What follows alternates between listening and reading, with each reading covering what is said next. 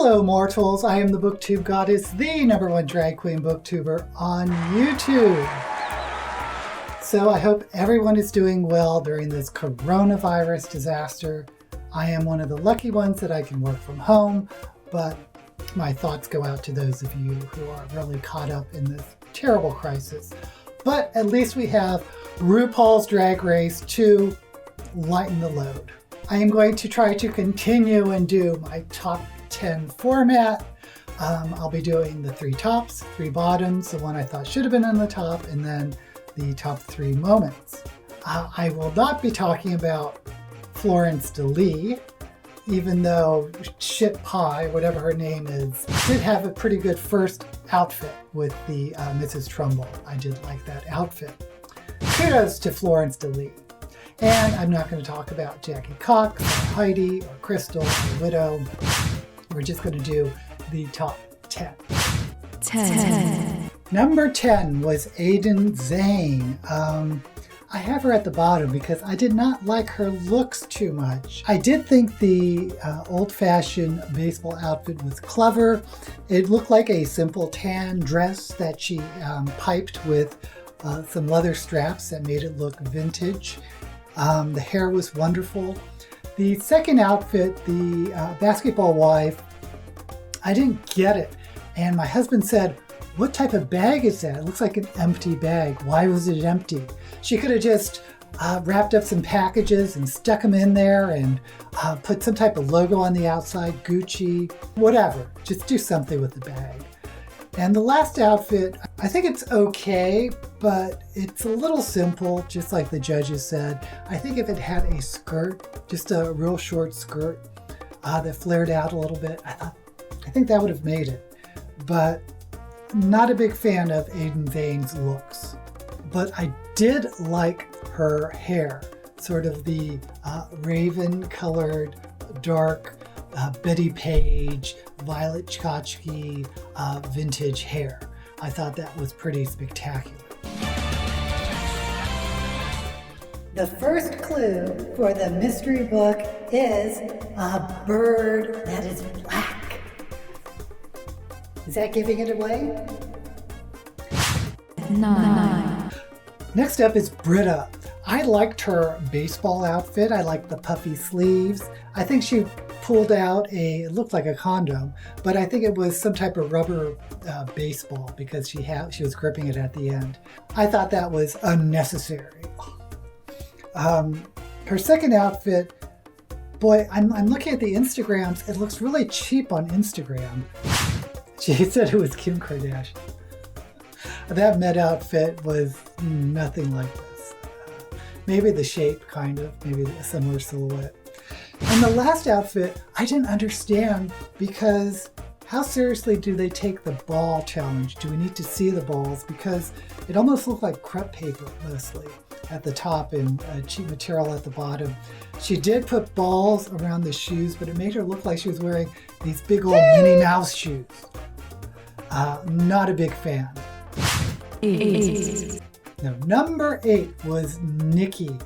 I did like her bedazzled football outfit, but it kind of looks crappy on Instagram. What is going on? Yeah, whoever is doing these Instagram photos for RuPaul's Drag Race official Instagram account is not doing the queens any favor. They need to just bite the bullet and hire a good photographer because something is being lost in translation. Because I remember liking it a lot more than what it's looking here for Nikki Doll. I did kind of like her basketball wives outfit. It looked a little costumey with the pantsuit, but that ostrich jacket and the belt was perfect. But I did really love her balls to the wall sunset streamer outfit. It was really gorgeous. 7. Number 7 I have as Jan. Jan did not place in the top 3, and I kind of would have placed her over Nikki. But I thought it was hilarious, her ball outfit, her soccer ball outfit. She thought it was very impressive. She was kicking the ball down in high heels, and no one really knew the sport, was that impressed by it, but she was impressed, and that's all that counts. And once again, this Instagram picture does not do justice to her rhinestone track outfit with those, what are those, Adidas stripes. I thought this was gorgeous on the runway. On Instagram, not so much. And her last outfit was very wacky and weird. She almost looked like some type of blue Oompa Loompa. I don't know what she was. She did have the white face and the bluish hair. The bra thing wasn't that attractive, but I could forgive that because it is just so bizarre looking. I think she should have placed in the top 30. But just like her namesake on the Brady Bunch, she is so often overlooked. Poor Jan. The second clue is bunch, like a bunch of bananas, or a bunch of grapes, or a bunch of Brady. 6. Number 6 was Rockin Sakura. And we'll talk about Rockin's, but for the outfits themselves, I thought she killed it on the first outfit. It was such a performance with the tetherball running around and hitting her in the face. She had the little blood. I don't care that her outfit wasn't that spectacular. Shame on those judges for not giving her more kudos for her performance. I did kind of understand why Michelle said her Basketball Wives padding was a little bit boxy, but it didn't bother me as much as seeing the lower half of her breastplate. But for the dress itself, I thought it was really good. And her makeup and hair, it wasn't that bad. And for her last challenge, the balls to the walls, which I think is what placed her in the bottom, I was not a fan of it. I thought it was a little messy. I wish she did not give us the mermaid sort of hoop thing. I think that's what's making it really messy for me. And maybe if the balls were like more on the shoulder, I don't know how to fix this outfit, but I agree it wasn't their best look. 5. Number 5 was Jada. Jada can do no wrong fashion-wise. Her basketball outfit at the beginning, I thought was really sweet. Her basketball wives looked a little matronly, I thought. But her balls to the walls, sudsy outfit, that was my favorite. I thought she was going to win because of that outfit. But she didn't, but she did very well. 4. So that brings us to number 4, Gigi Good. I loved her Heather's interpretation with the little croquet mallet. She was missing the red scrunchie, but other than that, spot on. And I loved her snakeskin jacket and matching boots. I did think it was going to be a reveal. I don't know how smart it is to wear a jacket without a reveal, but it didn't seem to harm her in this challenge. And I did like her balls to the wall, Fruity Pebbles look. I did think it would have looked a little better if the colored balls sort of dissipated a little bit more down the front and maybe gave it a little triangle shape, but it is very cute. And I can understand why she was up there next to Jada. I think it could have gone either way, but Jada already won one. So maybe it was Gigi's time. 3. Number 3 was the mini challenge. I thought this was so funny. This is the type of mini challenge I like. Complete nonsense, but they looked like they had so much fun. And what surprised me was Gigi doing backflips. What the heck? When she did a lip sync against the Widow, she didn't do any of that. I didn't think she could dance at all, but she was doing acrobatics. And I did love Adin's face. She had this sad, what did Nikki doll say? She looked like Edith Piaf with the sad, so it was just funny. That was funny. I loved it. I was surprised that Gigi didn't get a leg up on the challenge. Usually when they win these types of things for sewing challenges, she would have gotten a 10-second head start, but I guess it didn't matter. 2. Number 2 was the lip sync. I hated it, but I'm placing it up here because it was riveting.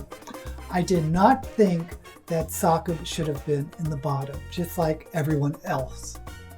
I thought it was going to be between Adin and Britt Up, especially because of the edits.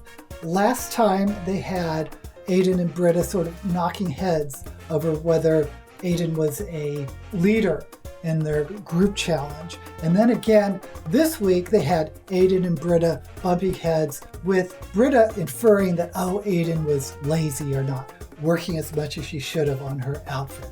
So I just was convinced this was being set up as an Adin versus Britta. But they placed in Sakura. And I'm sorry, but Sakura was robbed. The third and final clue is robbed, as in Rockin was robbed in this episode. The one thing I was saying to my husband when we saw them as the bottom three is I said, I hope Rockin doesn't have to lip sync because of that constraining dress. And it was just so painful watching her trying to tear it away and the desperation on her face. I was so disappointed when she left. But I want Rockin to know that this is a drag queen from San Francisco and you did us proud. Am I the only one that thought she was robbed? One. Number one for this episode was Leslie Jones. She is now one of my favorite judges. She was so enthusiastic. She was such a fan. You can just tell that she loves this show so much. It was infectious. I wish she could be a permanent judge. And we learned in a tuck that she's over 50. What? I want to know what fountain of youth that she's drinking from. Please give this video a thumbs up and subscribe if you want to see more.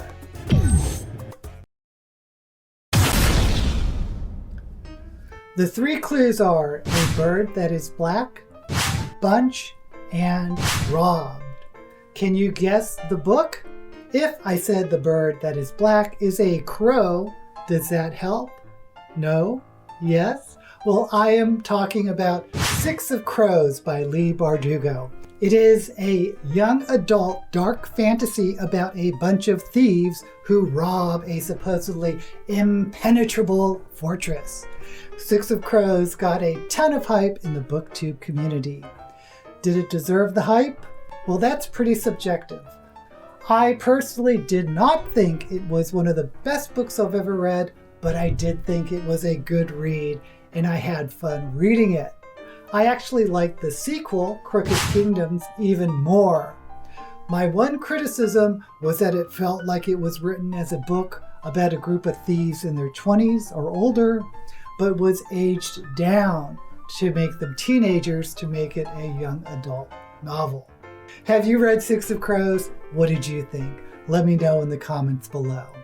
Until next time, may all the books you read be blessed.